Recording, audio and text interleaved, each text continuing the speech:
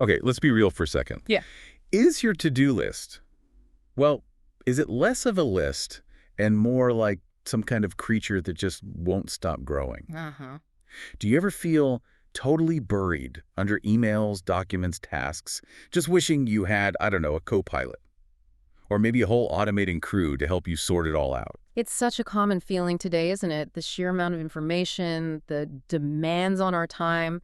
It's just immense. Right. And everyone's looking for that shortcut, that way to not just tread water, but to actually get ahead, to be properly informed and efficient. Exactly. And that whole search is really why we're diving in today. This isn't just like a quick summary. It's a proper deep dive into your source material. Yeah. We're pulling out the most important bits, the key insights on this specific topic. And that topic is, well, it's all about how AI is fundamentally changing the workplace. We're looking specifically at some of the leading AI productivity tools that are featured in the source. You shared the one titled Leading AI Productivity Tools. Yeah. So our goal today, cut through the noise. We want to really zero in on what these tools actually do. How they promise to save you real time, boost your efficiency seriously boost it. And just as important, how to think strategically about bringing them into your own workflow, effectively and responsibly. Right. We're essentially distilling the source's wisdom here, giving you the lay of the land, but also the practical steps. Let's unpack it. And, the source gets straight to the point. Right up front, there's this stat that just makes you go, whoa. Businesses using these AI tools, they're reporting up to a 40% increase in efficiency. 40%, that's huge. It really is. Think about that scale. And saving billions annually across the board. But for you, the individual, the knowledge worker, the source mentions an average saving of 8.1 hours per week. Wow. 8.1 hours. That's basically like getting an extra workday back every single week. That potential time saving is just, it's staggering. It really moves beyond just small tweaks, doesn't it? It's potentially transformative for how we spend our work time. Totally transformative. So, okay, looking at the landscape, the source makes it pretty clear this isn't a one-size-fits-all deal. There's this whole ecosystem, right? Different tools tackling different problems. Exactly. The source specifically focuses on 10 tools, and they cover a really broad range of modern work challenges. And those 10 tools, just so everyone's following along, are Latenode, Grammarly, Canva Magic Studio, Midjourney, Asana, Motion, Otter.ai, Sanebox, Zapier, and G9. Yeah, quite a list. And they cover, well, pretty much everything. Automating workflows, helping with writing, generating images, managing projects, smart scheduling, taming the inbox. Getting more from meetings? Right, meeting notes, even streamlining deep research work. Okay, that's a lot. So let's dive into some of these. We really want to focus on what makes their AI tick. What's the standout feature, and what kind of impact are they actually having, pulling details straight from the source. Sounds good. Let's start with Latenode. The source positions this one as a low-code automation platform. Low code. Yeah. Okay, that's key. So it's not just for developers, right? It means you can build powerful automations without needing to be a coding expert. Exactly. But, and this is important, if you do need some custom logic, you can add it. You can drop in JavaScript. Ah, okay. So where does the AI come in? This is where it gets really interesting. The core AI feature helps you generate code. There's a quote from a user, Francisco de Paula S., who found this AI assist indispensable when a pre-built connection wasn't available. Gotcha. So it's like having an AI helper to write that little bit of code you need for a tricky connection. Pretty much. Think of it like an AI pair programmer just for those moments. Yeah. The source also mentions it handles headless browser automation. Which means? It means it can interact with websites kind of like a human user would, clicking buttons, filling forms, but all automatically, programmatically. And it gives access to over 400 different AI models through just one subscription. That simplifies things a lot if you need different kinds of AI tasks. Okay, that makes sense. So its strength is connecting, well, anything with an API, basically. Yeah, that's the goal. APIs are just how different software talks to each other. Latenode simplifies making those connections, even for complex requests. The source notes pricing starts around $17 a month. And another user, Danijel C., felt that was definitely on the user side because it's based on how much you actually use it, the execution time. Right, and impact. They highlight a 99% uptime guarantee, which, if you're relying on it for automation, is absolutely critical. Yeah, that uptime is huge. Okay, moving on. Here's one many people have probably heard of, maybe even use, Grammarly, the AI writing assistant. Right. Its fundamental AI power is that real-time analysis. It suggests improvements for grammar, style, tone, pretty much anywhere you type. Ah. There's a great quote in the source from Alex Kantrowitz that nails it. He says, Grammarly translates bad English to correct English. Huh. It really does feel like that sometimes, doesn't it? It goes way beyond just spell check. It understands context, suggests better ways to phrase things, checks for plagiarism. And it even helps generate text now from prompts. Hmm. Plus, personalized voice profiles so it can learn your style. And integration seems key here. It works everywhere, right? Browsers, Office, Google Workspace, even design tools like Figma, Slack.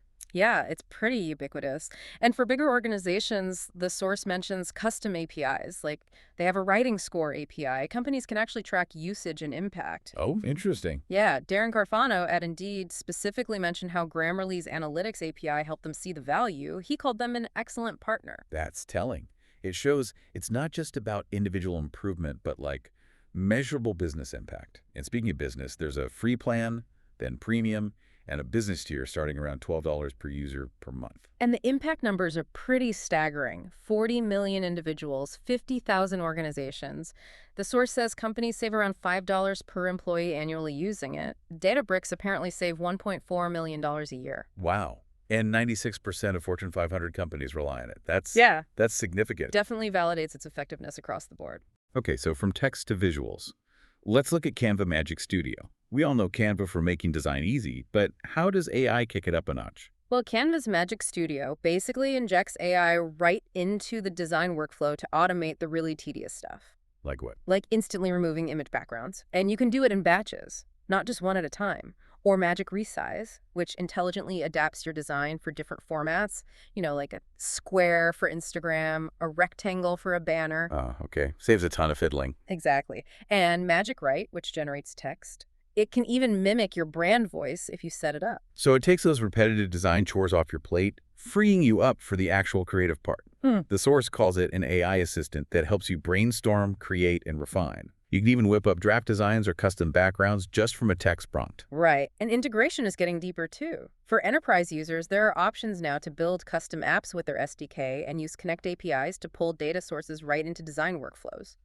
Imagine automating report covers or social media graphics based on spreadsheet data. Okay, that's powerful. Pricing. Basic AI tools are free but limited. Then Pro is about $120 a year. Teams is around $100 a year per person, plus an enterprise option for bigger needs like security and admin controls. And the scale of impact here is just mind-blowing. Over 16 billion design actions facilitated, 230 million monthly active users, over 95% of the Fortune 500. And get this, 376 designs created every second. That's insane. DocuSign apparently saved 500 creative hours in 2025 just by using these AI features. Yeah.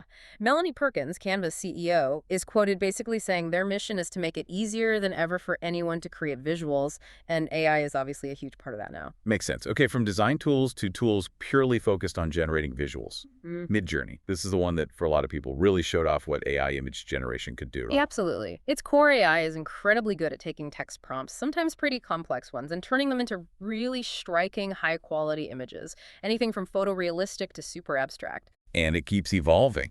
The source mentions updates like a new editor with layers, smart selection, plus different modes like draft for speed or turbo and relax for detail versus consistency. Yeah, its particular strengths are noted as coherence, making sure the image makes sense, lighting, and nailing a specific style. And it's not just stills anymore. They're expanding into video and 3D. That's the direction mentioned, yes. Integration is a bit different here. There's no official API, which is usually how programs connect directly. Right. But the source notes there are third-party tools, things like Imagine API, Comet API, and platforms like Zapier that can kind of act as a bridge. They let you hook Midjourney into other workflows. Okay, so you need those connectors. Pricing is tiered based on what, GPU time? Exactly. That's the computing power needed. Starts at $10 a month for basic, goes up to $120 for mega, with discounts if you pay annually. And the user base, over 20 million. What I found interesting in the source was the user feedback stats. Like 73% want more customization. And over 75% believe these AI creativity tools actually strengthen business connections. That's a really powerful point. It suggests AI isn't just replacing human creativity, but maybe enhancing collaboration too. Yeah, interesting angle. Okay, shifting gears. Let's talk about managing the work itself with Asana. Big project management platform, now with AI baked in. Right. Asana's AI aims to cut through all the project clutter and simplify those repetitive tasks. Key features include Ask AI. You can literally ask questions about your project in plain English. Like, what's overdue on the marketing campaign? Exactly. Think of it as an AI assistant who knows your project inside out. There's also AI Studio for building automations just by describing what you want, smart recommendations for tasks or details you might have missed, and a smart editor to help refine task descriptions or updates. So instead of digging around, the AI surfaces the important stuff, helps prioritize, flags risks. Precisely. It provides recommendations. And they have a smart workflow gallery with pre-built AI processes you can adapt. Integration seems solid. Over 200 apps like Slack, Google Drive, Jira, plus a robust API. Yeah, connectivity is strong, and it scales from small teams to huge enterprises, starter, advanced, enterprise tiers. Importantly, the source notes that the AI features are included in all the paid plans. Good to know. And the impact stories. Morningstar reducing review time. Yep, highlighted by Belinda Hardman. And Alexander Pullman at Viessmann said Asana's AI is seamlessly integrating, significantly accelerating our impact. That focus on accelerating impact by embedding AI right into the workflow seems key. It's a clear theme, absolutely. And speaking of accelerating, what about managing time itself? Let's talk about Motion. This one's fascinating, AI for scheduling and task planning. Motion's AI is designed to be like an intelligent planner. It looks at your calendars, your projects, your tasks, and it learns your preferences, deadlines, priorities, even your availability. So it doesn't just show you your schedule. No, it builds it. It actively schedules blocks of focused work time around your meetings and deadlines. It handles booking links smartly, too, finding optimal times. I love that feature the source mentions about turning forwarded emails into tasks. That's brilliant. And the AI meeting note taker, automatically pulling out action items from notes with 80% accuracy. That sounds incredibly useful. It really does. It also uses analytics to spot bottlenecks in your workflow. Where are things getting stuck? It's like a proactive personal assistant. That's the idea. Features like the AI Workflow Builder help automate routine scheduling or task management. Integration's strong, too. Major calendars, Google, Apple, Outlook communication tools like Zoom, Meet, Gmail, Slack, plus thousands more via Zapier, and it has its own API. Pricing starts at $19 a month, billed annually for individuals, then $12 per user per month for teams, also annual, and $29 per seat for enterprise. And the impact seems quite concrete. The source mentions a company called Efficient App that transitioned entirely to Motion and saw real-time savings. Users are reporting completing projects 32% faster, seeing a 40% increase in efficiency overall. Wow. There's a quote from Morgan Policier saying it helps me be on autopilot. That's kind of the dream, isn't it? That level of efficiency gain, it definitely feels like a big step toward getting back those 8.1 hours we talked about earlier. For sure. Okay, next up, focusing specifically on meetings again. Otter.ai. Right. Otter is all about real-time transcription and note-taking for meetings, interviews, lectures. Its AI turns spoken words into searchable text. It identifies different speakers, and you can teach it custom vocabulary like product names or jargon. And the Otter Assistant. That sounds handy. It just joins your meetings automatically. Yeah, it can auto-join Zoom, Meet, Teams. Then it records, provides live captions, and generates notes. So it creates this searchable archive of all your conversations. Exactly. And the AI goes further, generating summaries, identifying key topics, pulling out action items directly from the transcript. Plus, those live captions are great for accessibility, too. Integration covers the big meeting platforms, cloud storage like Google Drive, Dropbox, SharePoint, even CRMs like Salesforce and HubSpot. Calendar sync, too. No official API, the source says, but it works with Zapier. Right, Zapier is the connector there. Scalability is broad, serves over 25 million users. There's a basic free plan with limits, then Pro at about $17 a month, and Business around $30 a month based on usage. And the business impact is clear. They passed $100 million in annual recurring revenue ARR back in March 2025. That's serious growth. Huge milestone. And Glacier Media apparently saved $150K annually just using it for journalist interviews. The ROI was just 2.5 weeks. Incredible. Sam Liang, Otter's CEO, is quoted saying that ARR milestone really validates that businesses are ready to embrace AI agents in their daily work. And users seem happy. Gartner Peer Insights gives it a 4.2 out of 5, 80% recommend it. That high satisfaction rating definitely suggests it's solving a real pain point. Which brings us to another major pain point for almost everyone: email. Let's talk about SaneBox, the AI email manager. SaneBox uses AI to tackle email overload directly. What's interesting, and the source highlights this for privacy, is that it prioritizes and filters emails by analyzing only the headers, sender, subject, date, that kind of thing. Ah, so it doesn't actually read the body of your emails. Correct. That's a key privacy aspect. Less important emails just get moved automatically to a separate folder, usually called Sane Later, keeping your main inbox cleaner. Okay, that makes sense. What else does it do? Lots of smart features, snoozing emails until later, setting reminders if someone doesn't reply to your email by a certain time, Saner reminders, automatically moving attachments to cloud storage like Dropbox or Google Drive Sane attachments. Oh, that attachment one sounds good. Yeah. There's also a Sane Black Hole folder drag an email there, and you'll never hear from that sender again. It's like a super-powered unsubscribe. Plus a daily digest summarizing what landed in Sane Later, and even a Do Not Disturb feature. And integration. How does it work with different email clients? It's pretty seamless because it works at the server level with almost any email setup, Gmail, Outlook, Apple Mail, anything using standard protocols like IMAP or Exchange. It just runs quietly in the background. And the impact stats are pretty impressive. Processed 10.5 billion emails. Saved users 60 million hours collectively. Yeah, the scale is huge. Users report saving, on average, 304 hours per week just on email. Some say they process email 3 times faster or cut their email time by 40%. Wow. The source mentions a company, TechMD, adopted it company-wide and saw improved focus. And specific users highlighted features like Saner Reminders and Saner Replies, solving real frustrations. Right. People like Jackson Roberts and Ted Koo are quoted giving specific examples, and customer satisfaction is apparently 4.9 out of 5, with 96% user approval. That's incredibly high. Ryan Serhant's quote sums it up. This is how email should be. High praise indeed. Really speaks to solving a core everyday problem. Definitely. Okay, let's talk about a tool that kind of sits between all these other tools, connecting them. Zapier. Right. Zapier's main job is connecting different apps to automate workflows. They call these connections zaps. So it's not primarily an AI tool itself in the way the others generate text or images. No, not in the same way. But its ability to connect other tools, including all these AI tools we've discussed, is absolutely crucial for productivity. You set up a trigger in one app, say, a new entry in a spreadsheet, and that causes an action in another app, like sending a notification in Slack or creating a task in Asana. It's basically the digital duct tape or glue holding your toolkit together. Exactly. It lets you build multi-step workflows, add filters so things only run under certain conditions, even create branching paths based on data, all without needing to write code. Its real superpower is just the sheer number of apps it connects thousands. Yeah, the network is vast. The source says it can connect virtually any web-based service using something called webhooks. Right, webhooks are like real-time alerts that one app sends to another. Zapier uses these extensively. It helps bridge older, traditional software with all the newer web apps and AI services.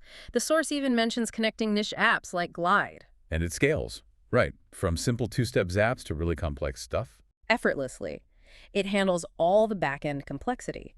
Its main impact, really, which the source gets into later, is enabling you to combine the power of different tools. You amplify the benefits way beyond what any single tool could do alone. That makes total sense. Which leads us to the final tool highlighted in the source, Genii. This one's focused on research, right? Summarizing and organizing documents. Yes, Genii is designed to help manage and make sense of large volumes of research material, PDFs, web pages, documents. Its AI processes these documents to pull out the critical information and generate summaries automatically. But it's more than just summarization. The source mentions an interactive query system. This is where the AI gets really clever for researchers. You can literally ask specific questions and receive targeted answers directly from your collection of documents. So you upload all your papers, and then you can just ask it questions about them. Pretty much. It uses semantic search, meaning it understands the meaning behind your question, not just keywords to find the relevant bits across your entire library. It also extracts keywords automatically, lets you annotate documents, take notes, and it integrates with writing tools using GPT-3. How does it use GPT-3? For things like expanding on a point, rephrasing a sentence, or summarizing sections right within its notepad feature, it essentially brings writing assistance into the research environment. It can also predict related content or suggest relevant keywords based on what you're working on. Sounds like it turns your research pile into a kind of searchable, interactive knowledge base. What about integration? It connects with cloud storage, Google Drive, Dropbox productivity platforms like Evernote, SharePoint, Notion, and key academic tools like Zotero and Mendeley. There are also API options for custom or enterprise needs. and the impact. The source quotes Cesar Steins from Grupo Casas Bahia, who called its team's integration a huge step forward for data democratization, making research insights easier to share. Yeah, accessibility of information seems key.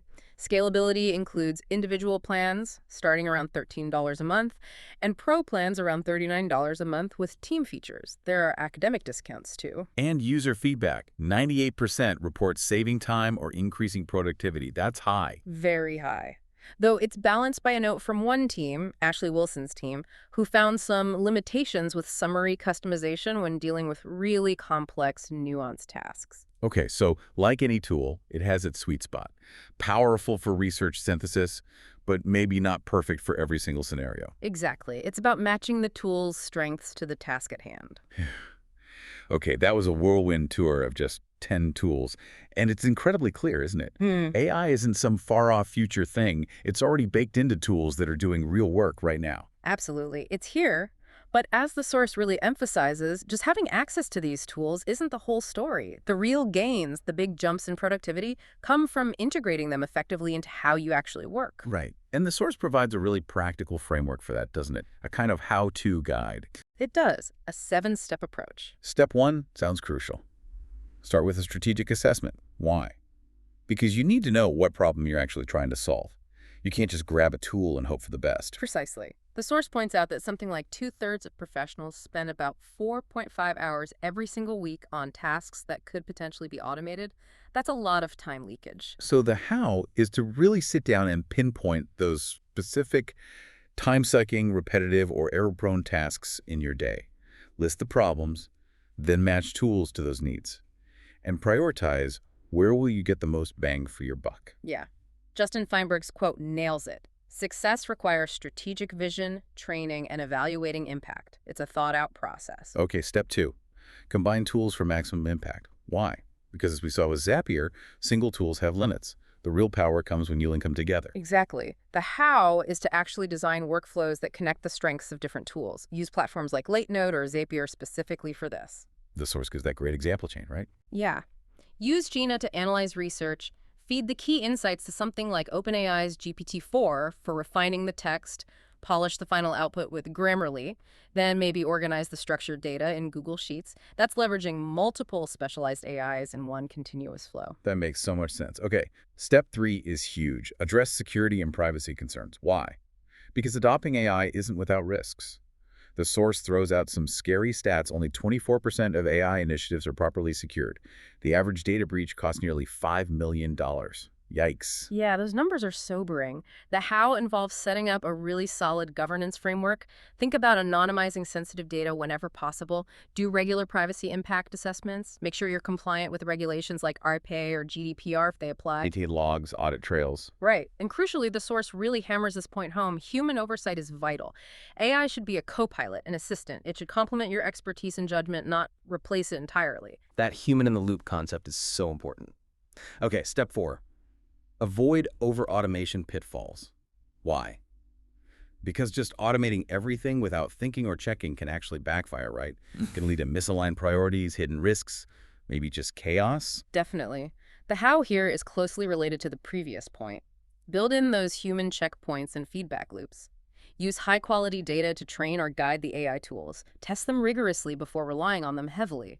And continuously refine how they're used based on real-world results. Remember, the goal is augmentation, not just automation for automation's sake. Got it. Step 5 focuses on the people. Build team capabilities. Why? Because the best tools in the world are useless if your team doesn't know how to use them well or isn't comfortable with them. Absolutely. The how involves providing comprehensive training, not just a one-off demo. Foster a collaborative environment where people can share tips, ask questions, and feel safe experimenting.